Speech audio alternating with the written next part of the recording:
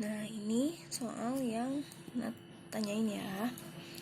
5 buah bola kecil bermuatan listrik disusun dalam satu garis lurus dengan jarak antar dua bola yang berurutan sebesar D. Muatan bola secara berurutan dari bola pertama sampai bola kelima adalah Q, negatif Q, negatif Q, 2Q, Q. Besar gaya total yang dialami muatan kedua akibat muatan-muatan lainnya adalah 0. Dengan demikian nilai Q sama dengan, nah kalau kayak gini kita bacanya sedikit-sedikit gitu ya, pelan-pelan gitu. 5 buah bola kecil, kita gambarin aja ada 5 buah bola. 1, 2, 3, 4, 5. Oke, terdapat dalam satu garis lurus ya. Terus dengan jarak antar dua bola yang berurutan sebesar D. Jarak dari sini ke sini D. Dari sini ke sini juga D. Dari sini ke sini juga D. Sini ke sini juga D. Jaraknya sama ya. Anggap aja ini Q1, ini Q2, ini Q3, ini Q4, dan ini Q5. Nah, muatan bola secara berurutan dari bola pertama sampai bola kelima adalah Q. Kita gambarin di sini. Ini muatannya Q berarti positif. Ini negatif Q. Berarti Q2 itu negatif. Muatan yang ketiga juga negatif. Muatan yang keempat 2Q. Berarti positif dengan nilainya 2. Ya, kalau Q1 kan positif tapi nilainya 1Q. Kalau yang muatan keempat ini positif dengan nilainya 2Q. Dan yang kelima itu Q, positif juga ya, nggak ada tanda negatif. Yang negatif berarti hanya muatan 2 dan muatan 3. Besar gaya total yang dialami muatan kedua. Nih di sini. Di sini tuh di muatan kedua itu ada gaya total. Kenapa? Karena muatan 2 dipengaruhi oleh muatan 1, muatan 3, muatan 4, muatan 5. Berarti ada beberapa interaksi. Nah, kalau ditotalkan, sigma total gaya itu kan sigma ya. Sigma F2 itu sama dengan 0 katanya. Di sini ada di soal ya, bukan ibu yang buat. Tapi ada di soal tuh. Total gaya-gaya yang bekerja di muatan kedua akibat muatan-muatan lainnya itu nilainya adalah 0. Nah, kalau kayak gitu baru kita lihat dulu nih, emang muatan 2 dipengaruhi oleh mana aja? Terhadap muatan 1 dulu. Muatan 2 ini negatif, muatan 1 positif. Yang terjadi apa tadi kalau beda? Tarik menarik ya. Berarti di sini ada F21. Gaya tarik muatan 2 akibat muatan 1.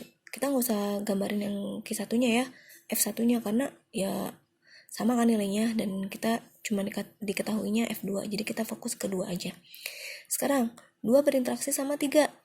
Negatif ya. Muatan 2-nya negatif, muatan 3 negatif. Sama nih muatannya. Kalau sama berarti yang terjadi adalah tolak menolak. Berarti kesini nih. F2, 3. Muatan gaya muatan 2 oleh muatan 3. Sekarang terhadap muatan 4. Yang muatan 2 itu negatif, muatan 4-nya positif. Berarti ketarik ya ke kanan. Ke 4 nih, ketarik. Jadi ini F24.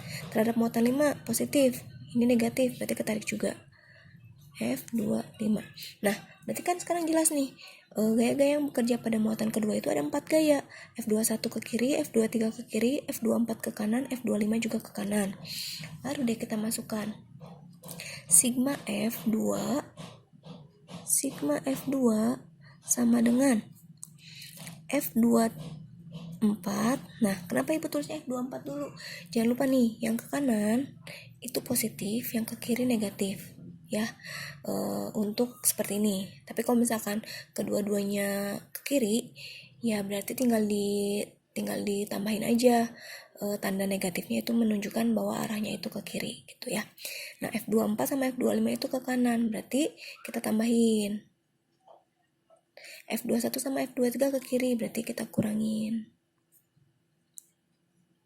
kayak gini ya. F24 tambah F25 dikurangi F21 dikurangi F23. Nah, tadi kan nilai sigma F2 tuh 0 ya, berarti kan kayak gini nih, 0 sama dengan F24 ditambah F25 dikurangi F21 dikurangi F23. Nah, untuk tanda negatifnya di sini kita pindah ruaskan aja biar jadi positif.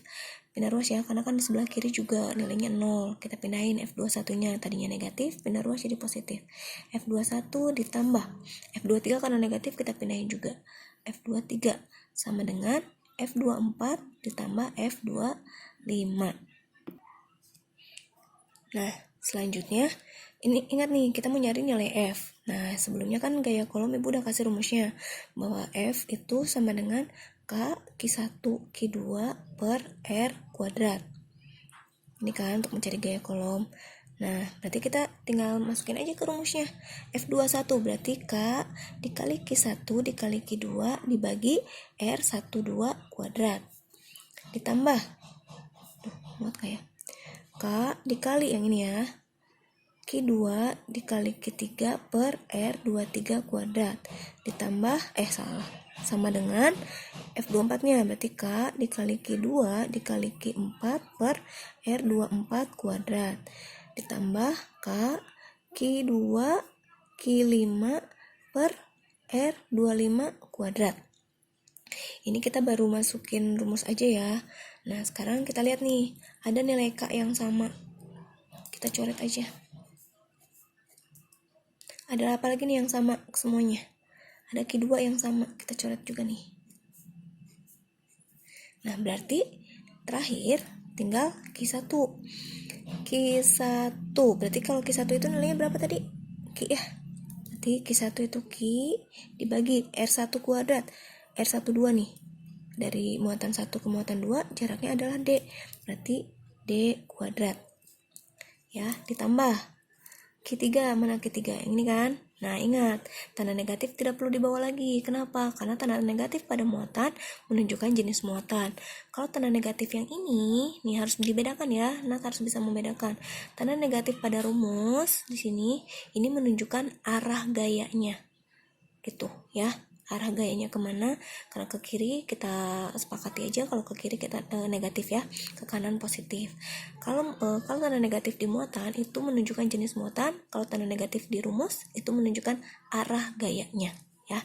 Jadi kita karena di sini kita mau masukin nilai muatan 3-nya, langsung aja nilainya, nggak perlu pakai muatannya ya. R23 dari 2 ke 3 jaraknya D, langsung D kuadrat sama dengan Q4 berapa nilainya? 2Q kan? 2Q. R24 sekarang dari muatan 2 ke muatan 4 D, berarti ada 2D ya. Nah, berarti jaraknya 2D dikuadratkan. Ditambah sekarang Q5, nilainya adalah Q besar nih, dibagi R25, 2 ke muatan 2 ke muatan 5, 1D, 2D, 3D, berarti melewati jarak 3D dikuadratkan. Sampai sini ya. Gantiin dulu. Nah, selanjutnya langsung aja kita tulis lagi.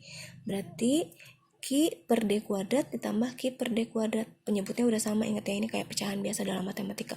Penyebutnya sudah sama, atasnya tinggal ditambahin aja. Q ditambah Q berarti 2Q per D kuadrat. Sama dengan ini juga 2Q per 2D pangkat 2. Berarti 2-nya dipangkatin 2, D-nya pangkatin 2. Kayak gini ya. Ditambah Q besar dibagi, ini juga sama, 3D kuadrat, berarti 3-nya dikuadratin, D-nya dikuadratin, jadi 9D kuadrat. Ada yang sama lagi ya besarannya ya, D kuadrat, kita coret-coret aja. Nah, jadi kayak gini deh. Yang kita mau cari apa sih? Q besar kan ya, kita cari ya. Nah, berarti kita pindah ruasin aja 2Q per 4-nya.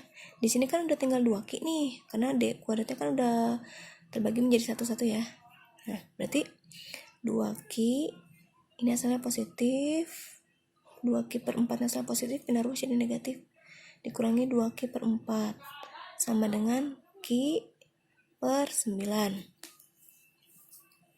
Nah, sekarang kita lihat yang muatan sebelah kiri. Di sini kayak pecahan biasa. Di sini kan per 1 ya. Kita samain penyebutnya dulu, atau ini bisa disederhanain dulu sih. Terserah enaknya yang mana ya. Bolehlah kita sederhanain dulu, ini jadi 1, di sini jadi 2. Jadi 2Q dikurangi Q sama dengan Q per 9. Ini kelewat. Nah, kayak gini. Berarti kita samain penyebutnya di 2. 2 dibagi 1 itu 2, dikali 2Q berarti 4Q. Dikurangi 2 dibagi 2, 1, dikali Q berarti Q sama dengan Q per 9. 4Q dikurangi Q berarti 3Q ya. 3Q per 2 sama dengan Q per 9. Nah, karena kita nyarinya Q, yang ini, maka 9-nya kita pindah ruaskan. Asalnya dia dibagi menjadi dikali. Berarti 9 dikali 3Q per 2 sama dengan Q. Boleh nggak dibalik? Balik aja. Jadi Q sama dengan 9 dikali 3Q per 2. 9 dikali 3 berapa? 27. 27 dibagi 2, 13,5 Q. Maka besar nilai Q adalah 13,5 Q kolom. Oke, nah ini nilainya, jawabannya.